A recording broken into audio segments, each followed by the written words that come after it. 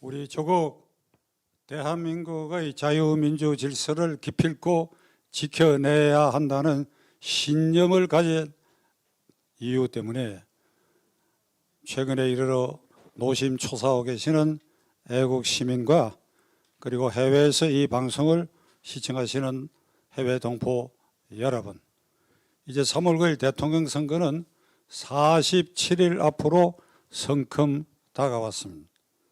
누누이 말씀드렸지만 이번 이 대통령 선거는 자유민주 질서 체제를 지켜야 한다는 세력과 종북 주사파 친 김정은 정권과의 대결, 그 전쟁입니다. 만일 이 전쟁에서 자유민주 질서를 대표하는 후보가 패배한다고 한다면 앞으로 5년 동안 친북 주사파 친 김정은 정권 아래서 김정은이로 하여금 서울로 오는 꽃길을 편안하게 내주는 토대를 닦게 되고 급기야는 대한민국이라고 하는 이 자유민주공화국이 지도에서 사라질지도 모릅니다. 우리가 여기까지 생각했을 때 마음이 조급하고 불안하고 공포를 느끼지 않을 수가 없습니다. 이제 이 정권이 내세운 정권 연장의 도구로 삼은 이재명 후보는 그의 품성 인격 면에서 도저히 헌법 66조에 규정되어 있는 국가 원수인 대통령의 자격이 있을 수가 없습니다. 여러분이 익히 잘 알고 계시지요? 그는 전과 사범입니다. 이 하나만 하더라도 국가 원수 자격이 없습니다. 그리고 형수와의 대화에서 욕설 파문을 담은 그 녹취록의 존재만으로도 미국 같으면 대통령이, 일본 같으면 총리 대신 후보가 절대로 될 수 없는 사람입니다. 그런데 그 뿐더러 그는 대장동 게이트의 주범입니다. 대장동 게이트는 정확하게 이재명의 대장동 게이트에 그가 주범입니다. 작년 9월 14일 기자들 앞에서 일체의 설계와 과정을 자기가 결제하고 시행해서 당군 이래 최대의 수익을 이 성남시장에게, 성남 시민에게 돌려줬다고 큰 소리 친 사람. 그러나 그 이후에 그가 주범이라는 증거가 하늘만큼 쏟아지기 시작했어요. 지금 여러분이 뉴스를 보신 분은 기억하시겠습니다만 1월 10일 그의 공범이고 졸개 하수인인 김만배 등 5명이 재판을 받기 시작해서 매주 월요일마다 1심 판결이 날 때까지 아마도 2월, 3월 대통령 선거 이후까지도 이 재판이 기속될 가능성이 있습니다.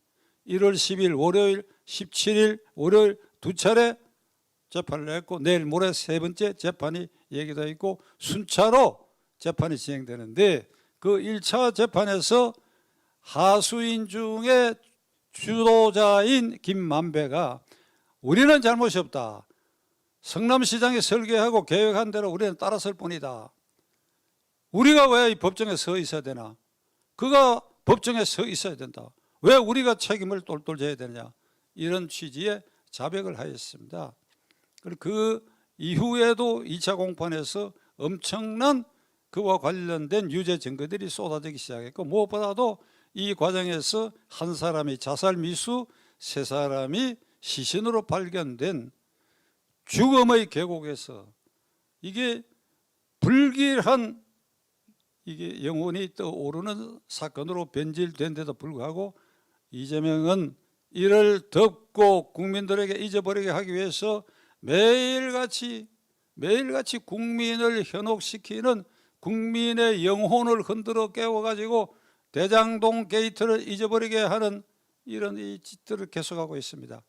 매일같이 국민을 연령 계층별로 나누어 가지고 공약을 발표하고 있는데 육아 비용도 국가가, 그 다음에 아동 이 성장 비용도 국가가, 그 다음에 청소년, 중고등학교 학생, 그리고 수능 시험 문제까지도 쉽게, 그리고 청년에 대한 보조금, 그리고 노령연금을 확대하고 금액을 정해가겠다. 계층별로, 세대별로 이런 맞춤형 공약을 해대고 있는데 이 재원이라는 건 전혀 제시하지도 못하고 있습니다.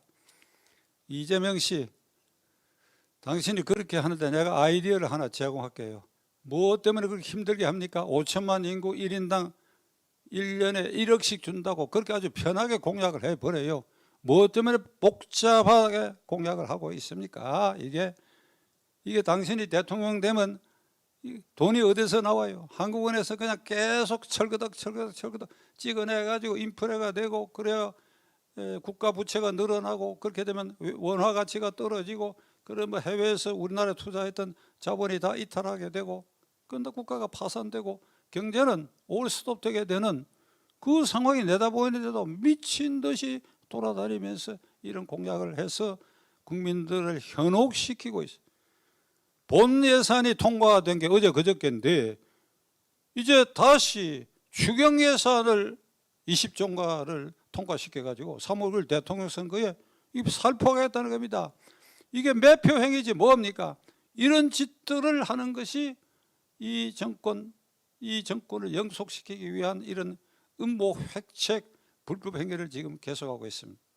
문제는 이재명이가 무슨 말하고 무슨 짓을 하든지 간에 이를 야권 후보가 제압을 해버린다고 한다면 우리가 오늘 이 주말에 여기 있어서 이렇게 애타게 하늘을 향해서 호소할 필요가 없지요.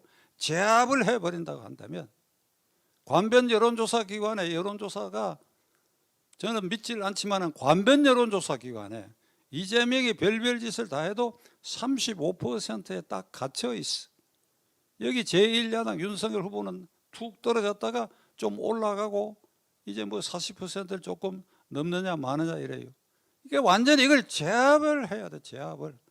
제압을 못하는 윤석열 후보에게도 문제가 있고 그를 생산한 국민의힘 당에도 문제가 있어.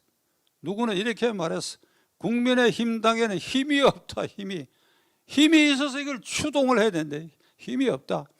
안철수 후보가 속한 국민의당에는 국민이 없다. 국회의원 비례대표 3명이 국민이 없다.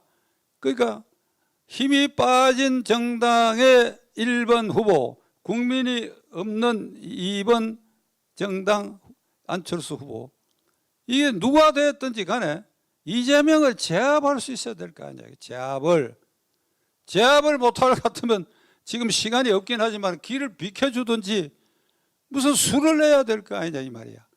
그런데 윤석열 후보는 부지부식간에 이재명을 닮아가고 있어요. 여러분, 자기도 따라서 뭘 해주겠다 이랍니다. 그리고 20, 30대가 부동표가 많으니까 그게 영합하는 공약들을 하는데, 그래 그런 거 하더라도 기본적 방향이 틀렸다. 윤석열 후보 국민의힘당. 무슨 소리냐? 20, 30대 젊은이들은 6.25도 경험 못했고, 그래 국가안보의식도 취약하고, 그중에는 김정은이가 근사하게 보인다 하는 애들이 많아요. 그러니까 3월 9일 대통령 선거가 이게 좌파가 계속하게 되면 대한민국이 지도에서 사라질 위험도 있다. 왜 그러냐? 이걸 세세하게 설명하고, 지금 이쯤 되면 20, 30대가 다른 이유보다도 이재명이가 무슨 별난 공약을 하고 달콤한 공약을 하더라도 이건 말이 안 돼. 당신이 되면 대한민국의 위험에 빠지고 그까지 것도 다 날아가 버려. 내 직장도 내가 취업 예정인 그런 기업도 또 다 날아가게 돼. 이런 상황으로 변모시키도록 이 젊은이들을 설득하는데 윤석열 후보 당신 실패하고 있어. 국민의힘당 실패하고 있어. 국민의힘당 국회의원 절대다수는 이런 생각을 하고 있는 것 같아요. 그중에는 내 비서보좌관 출신도 있어서 그 사람들한테 들은 얘기는 아닙니다. 이번 3월 9일 대통령 선거가 어떻게 결판이 나든지 간에 가령 이재명이가 대통령 된다 하들 내 국회의원 임기는 앞으로도 2년이 남았어. 그 야당 흉내를 내면 2년 뒤에 또 국회의원 될 수 있어. 아주 이런 편안한 생각을 가지고 이 사태의 심각성을 국민의힘당 의원부터 깨닫지 못하고 있다. 윤석열 뭐 하느냐 이 말이야. 이들부터 깨우쳐가지고 이를 말로 써가지고 지역구에 내려보내가 젊은이들을 3월 9일 선거의 의미를 이렇게 간절하게 호소하고 설득시키는 노력 하나도 볼 수가 없어. 그러니까 후보 단일화 얘기가 나올 수밖에. 후보 단일화 얘기가 이번 주말을 기해서 아직도 시일이 많이 남았으니까 대호각성해요. 윤석열 후보 국민의힘당 안철수 후보 이 사람은 말이죠. 선거에 관한 안철수의 저주를 몰고 다니는 사람입니다. 다른 거 다 빼버리고 두 가지만 얘기하겠는데 박근혜 문재인 대결 때 안철수도 나왔다가 이 마지막 순간에 문재인 후보와 단일화하고 그를 지지하는 선언을 하고 포옹을 했어요. 간발의 차이로 박근혜 대통령이 됐습니다. 그러나 대통령 후보로서 문재인의 자리를 굳혀준데 안철수가 기여했어. 2017년 5월에 대통령 선거에는 본인이 나왔는데 후보 등록 전에는 문재인보다도 안철수가 높이 나온 여론조사도 있어. 이걸 믿었는지 끝까지 고했는데 결과는 홍준표 24, 안철수 20, 그리고 유승민 4. 요걸 합하면 48%, 문재인이거든 41% 압도해서 야권이 대통령 될 수 있었는데 안철수가, 이건 안철수가 책임을 져야지요. 결과를 놓고. 그런데 이 문제들에 대해서 아무 말도 하지 않고 그냥 지금 의기양양해가지고 이게 후보 단일화가 윤석열보다도 안철수 쪽으로 하면 낫다는 이런 일부 여론조사를 믿고 싱글벙글하면서 이러고 돌아다니고 있는데 묻는다. 안철수에게 당신은 3월 9일 대통령 선거의 개념을 어떻게 받아들이느냐. 이 사람이 돼도 좋고 저 사람이 돼도 좋고 하는 그런 선거로 당신이 인식하고 있는 거 아니냐 이 말이야. 종북, 주사파, 친 김정은 정권으로부터 정권을 탈환해야 된다는 절박성이 당신의 말과 행동에서 한 번도 보인 일이 없어. 이걸 밝혀라. 밝혀야 당신이 진짜 야당 후보라고 우리는 인정할 것이다. 저 말을 알아듣겠느냐 안철수 후보. 자, 모든 것은 국민 몫입니다. 이재명 후보를 탄생시킨 것도 국민의 일부가 탄생시켰지요. 문재인, 송영길, 그리고 그쪽에 책임당원, 권리당원 국회의원들이 이재명이라는 자를 후보로 내세웠으니까. 그 다음에 안철수가 저러는 것도 소수지만은 국민의 일부가 그를 후보로 만들었어요. 그렇다면 우리는 그들과 함께 헌법상 제1기관인 국민의 구성원들입니다. 국민의 책임과 의무가 있어요. 그 책임과 의무를 우리 다 해야 돼요. 3월 9일 대통령 선거까지 이재명 후보를 늦건하게 제압할 후보가 나타나지 않고 그냥 이 상태대로 간다면 빠른 시일 안에 후보 단일화 운동을 일으켜서 여기에 불응하는 후보를 망고역적으로 단죄해서 민심이 처단해야 할 것입니다. 우리는 그런 일을 위해서 마음을 단단히 다잡아야 할 것입니다. 끝까지 시청해 주셔서 감사합니다.